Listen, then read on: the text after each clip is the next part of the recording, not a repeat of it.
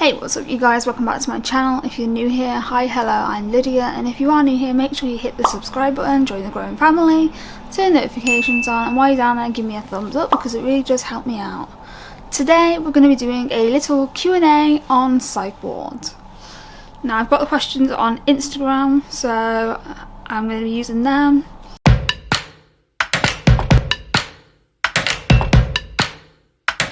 So we'll start at, what was it like the first time being sectioned? So the first time I was sectioned was, what year?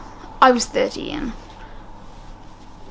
And from what I can remember, now my memory isn't great from then, but from what I can remember, it was terrifying. That's what I describe it as, terrifying. And I'll explain why. It was terrifying because I was entering a psychiatric ward for the first time ever, having been brought up not knowing about mental health. And I was self-harming at the time, so I wasn't expecting to be searched, have my belongings searched, and have my blades taken away from me. Because I didn't grow up thinking self-harm was a bad thing. I grew up believing it was normal. You know, I wasn't exposed to mental health. So really, it was just, how do you put it? It was honestly terrifying because I didn't know what to expect or really understand why I was being made to go there.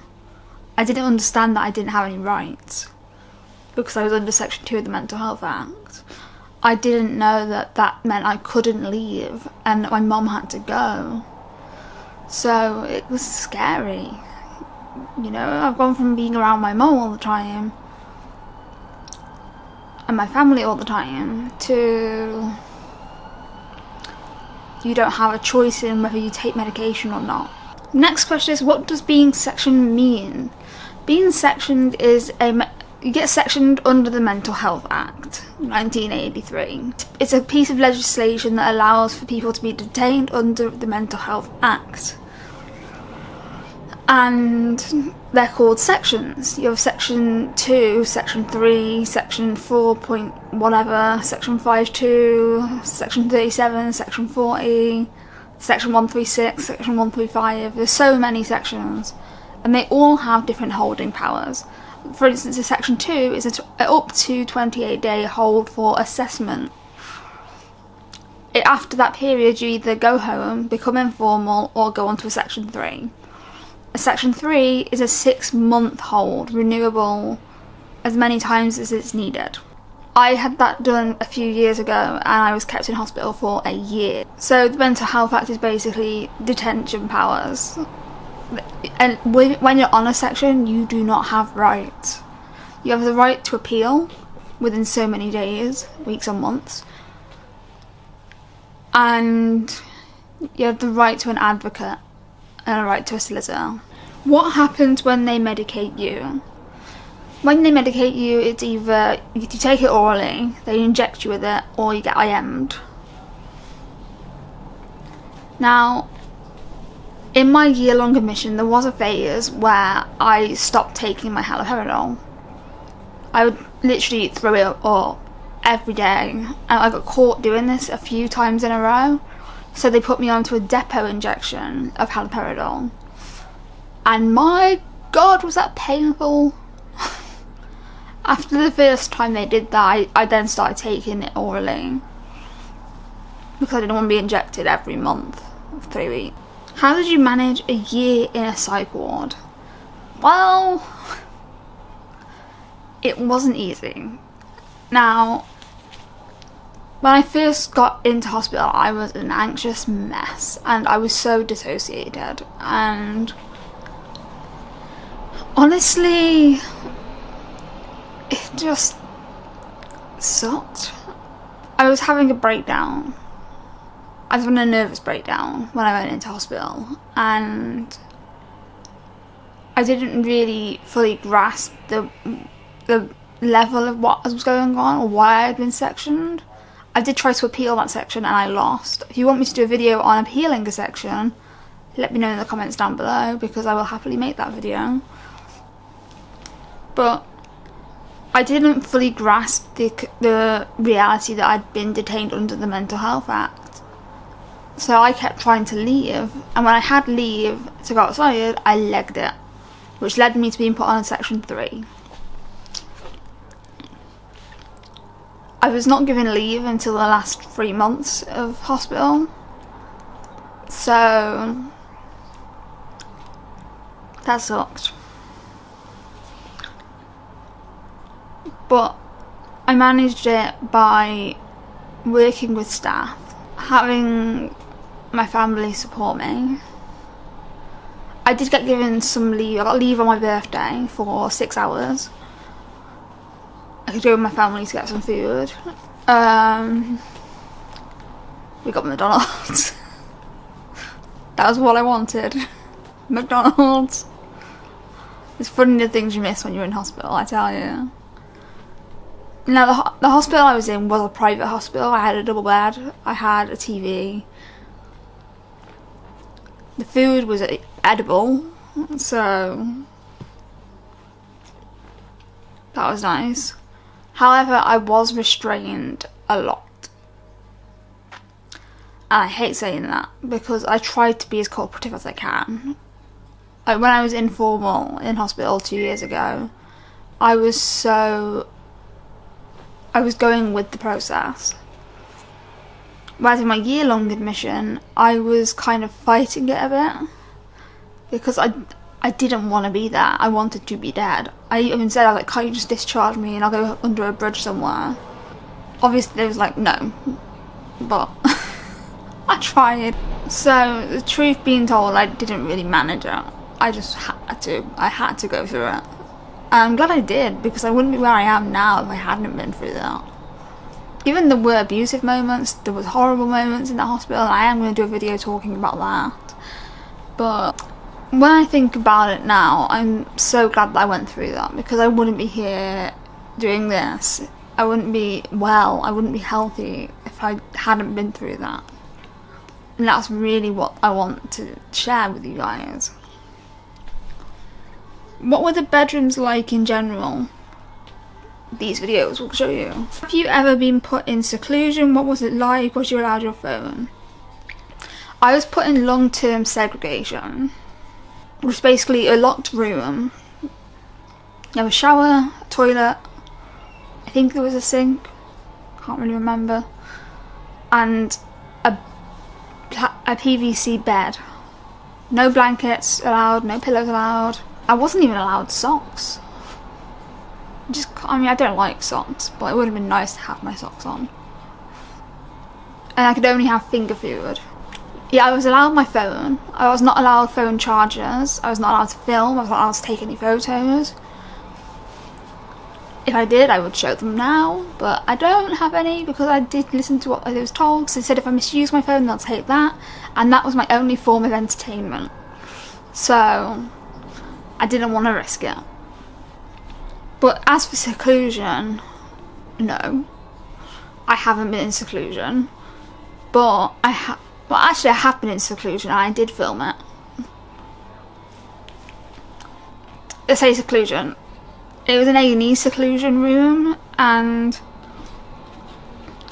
they basically gave me a mattress. I was allowed my blanket,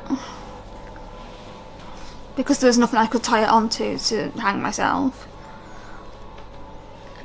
And I was allowed my laptop and my phone.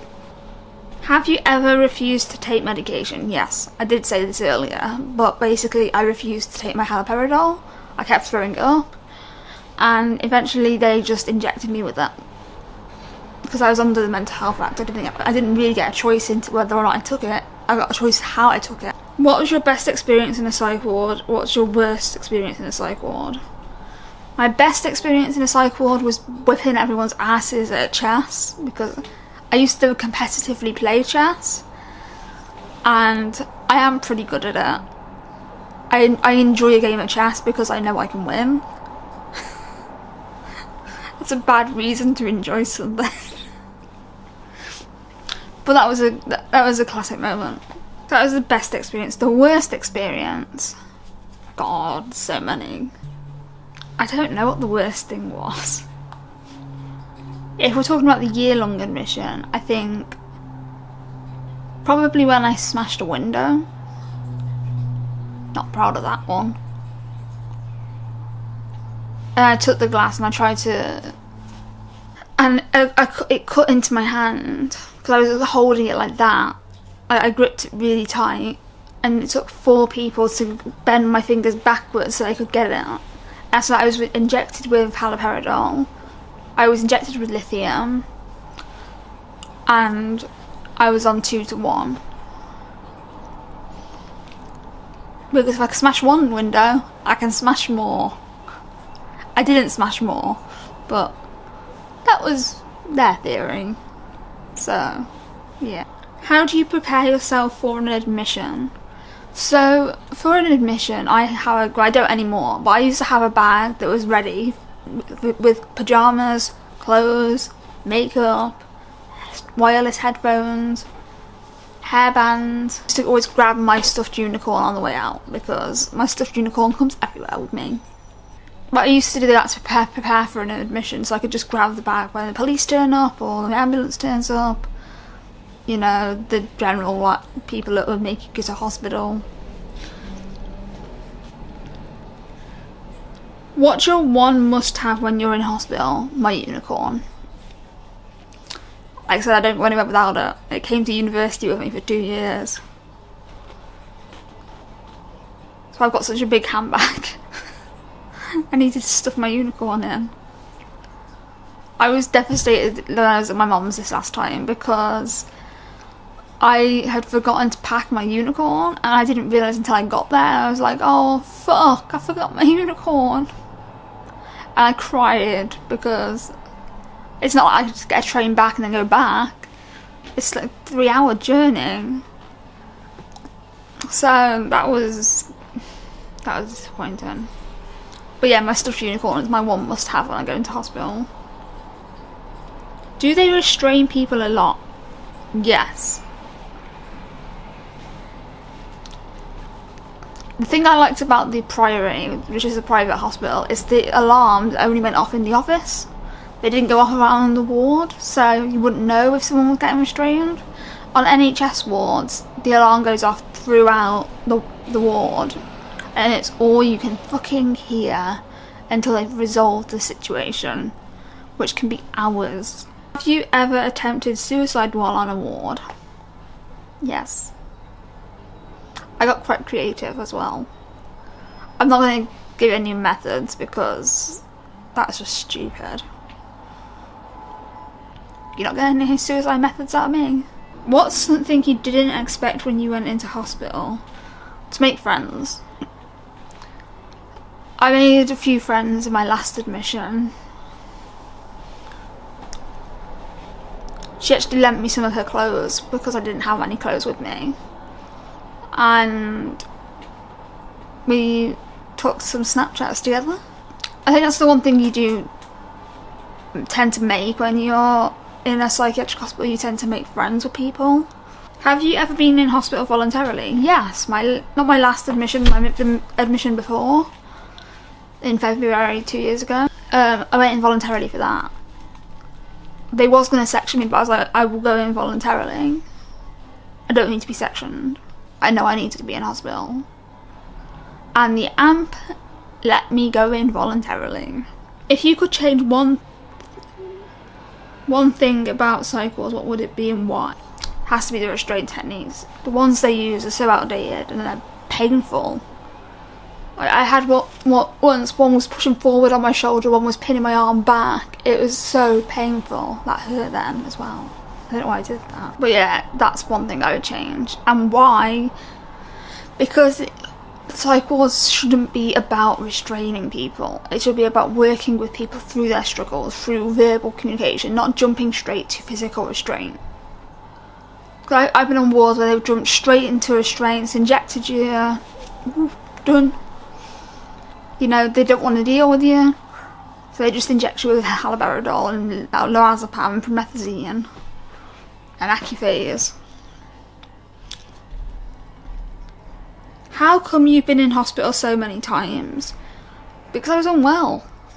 And I had short admissions because I had a diagnosis of borderline personality disorder. I don't anymore. And with that diagnosis, they don't like people with BPD being in hospital. So the reason I've been in hospital so many times is because, quite frankly, they didn't give a fuck about me. Because they didn't want to treat the bipolar in me. Now it's schizoaffective disorder, they do want to help me. You know, it was because of a diagnosis. I didn't receive the help that I needed because I didn't have the correct diagnosis. And I think that's what's important, is always make sure you are satisfied with your diagnosis. Given for me, the schizoaffective disorder did kind of come out of nowhere because I was just diagnosed bipolar type 1. So that was an interesting development. The most helpful thing staff did, worked with me, tried to distract me. What levels were you on during your longest admission? So I started off on 1-to-1, then I was every 15 minutes checked on.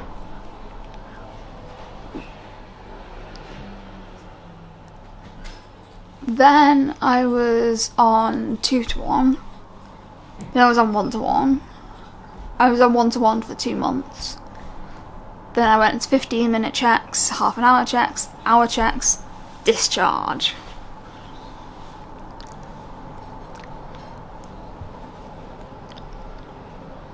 And that is all the questions we have got for this video. Thank you to everybody who contributed, and if you're new, subscribe. Thanks for watching, and I'll see you in my next video. Peace.